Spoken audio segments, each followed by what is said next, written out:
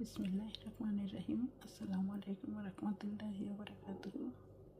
আজকে খুব সকাল সকাল একটু নাস্তা তৈরি করে নিলাম কিছু ওটস, কিছু মিক্স বেরি এবং হাফ কলা, আরও এখন দিয়ে দেব দুধ, গরম গরম দুধ, ফুল বয়েল, আপনারাও খেতে পারেন। এভাবে সাথে দিয়ে দিব দুটা কুচি করে রাখা খেজুর। আজকে হয়ে গেল আমার নাস্তা। এখন মিক্স করে নেব।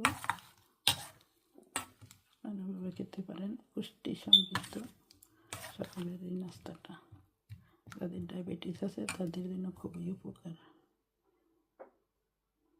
সাবস্ক্রাইব